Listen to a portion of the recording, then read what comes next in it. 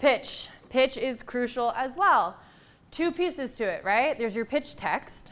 This is your real estate. This is where you're able to actually show data and visuals and have your voice attached to it. This isn't a policy memo. This isn't like, necessarily just a pitch business text or deck or whatever you want to call it. This is like you. And I like to call campaigns living, breathing blogs with a call to action, right? So don't be scared to be you. The more you tell, the more you sell. More budget things you can show, more infographics, more information, more transparent you are, the more people are going to really understand and want to jump on board. That's your pitch text, though. For your pitch video, you really want it to be no more than 3 minutes. And the key pieces of this are to be you, to be authentic to why you started this venture. Like, why are you passionate about this? And why should other people be passionate about it? And then, what are you trying to do with this campaign? Why should we care? Right? What's your call to action? I'm trying to raise $100K in order to get my business off the ground that does subscription-based toilet paper, and 50% of the proceeds are going to go to a water aid. Boom. If you have a chance to watch this video, check it out. It's pretty funny. Perks. People contribute on Indiegogo for 4 main reasons. 1 is they know you. 2 is they're passionate about what you're doing. 3 is they actually want to participate. And 4 is the actual tangible perk, right? So this is different from other platforms because there is a sense of altruism and also selfishness, right? So we don't require you to have perks that are specifically your product and only your product. Pre-order sales and e-commerce on Indiegogo are a real thing. But you can also have perks that are like, hey, let's do a Google Hangout with Adrian from the Entourage because he's in my film. And you could have 100 people claim that perk, and that's participatory, right? So it wasn't a product. People are getting something out of it because they're really interacting with what you're doing. Similarly, you can have people come and like be a boom mic, or have people come and do a user testing party where they can give you feedback.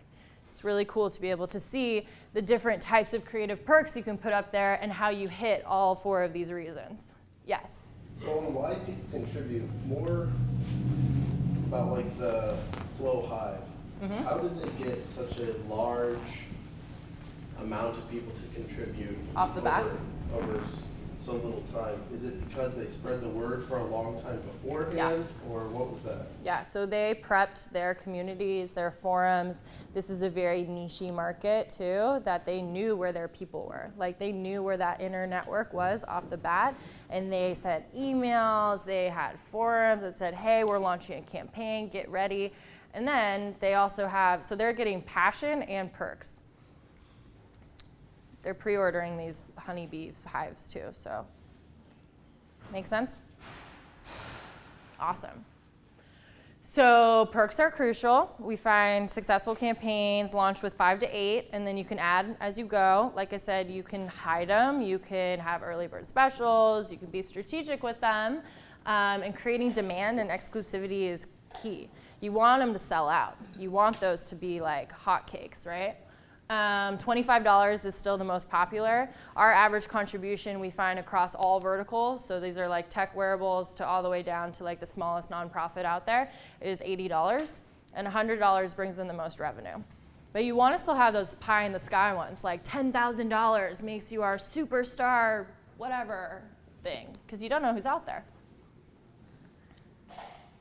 Transients, these guys are actually working with Adam at Boost. They came out of UC Berkeley. I worked closely with them. They're a software app.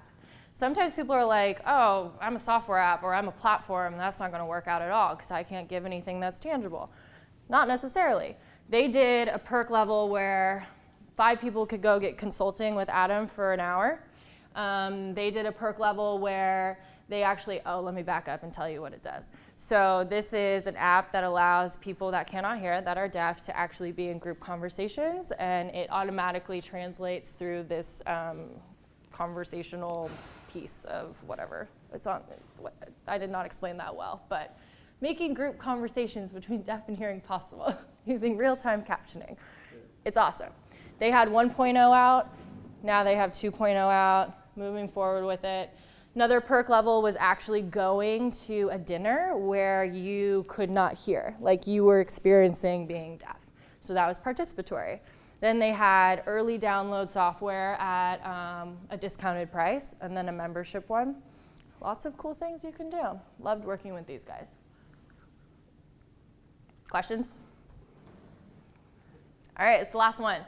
The reason this is up is because promotion is key, and you only get one time to make a good first impression, right? So that's why Flow did so well, because they thought of who their crowd was before they did promotion and launched.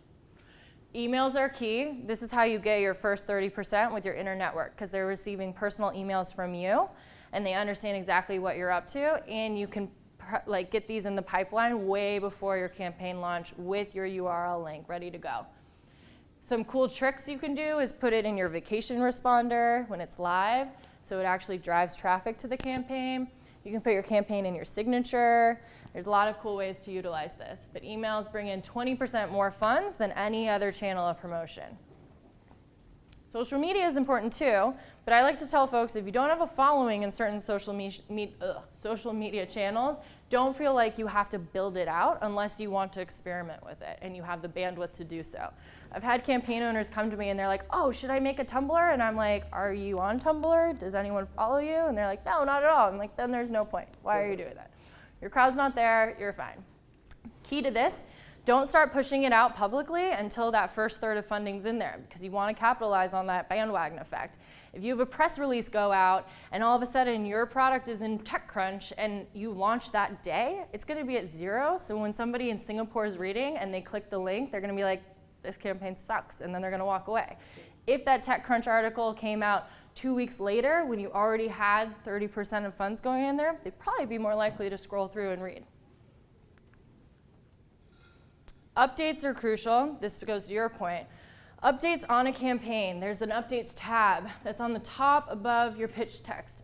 You click that, you make an update. That update goes to your past contributors. Past contributors get excited, they're ramped up, they're like, wow, look what's going on with this campaign. They hit a milestone, they were in Fast Company, they've got a new perk from Obama, I'm so excited, whatever. Then they're more likely to go and share with their network. And they want to tell them about what's going on because it's a living, breathing blog, right? So on average, campaigns with updates, they raise 286% more than those that just do 0 and die on the vine. You might spend a month prepping your campaign, and it's the most beautiful thing you've ever seen from a content perspective, but if you don't keep it going, if you don't tell people what's going on, no one's going to see it. This is my last example of a gal who wanted to create a nonprofit in Kenya where they sold green consumer goods, and it was jobs for the youth. And she was trying to get her office, and she wanted to raise $25,000. So she didn't necessarily have the bandwidth to hire a videographer or crowdfunding consultant or anything like that. She was just doing this on her own. And her promotion strategy was to put 25 Band-Aids on her face. And every time she raised $1,000, she was able to take a Band-Aid off. She had 25 Band-Aids on her face for over 30 days. And her updates were always these hilarious things like, oh, I'm in the gym and a Band-Aid fell off. Or her poor family was like, please, people, contribute to her campaign so she doesn't have to wear these things. Finally, when the last one came off, it was great. She ended up raising $2,000 more than her goal. And her hashtag Beyond Band-Aids went viral. Boom. 4 things, high level, something to marinate on. That's all I got.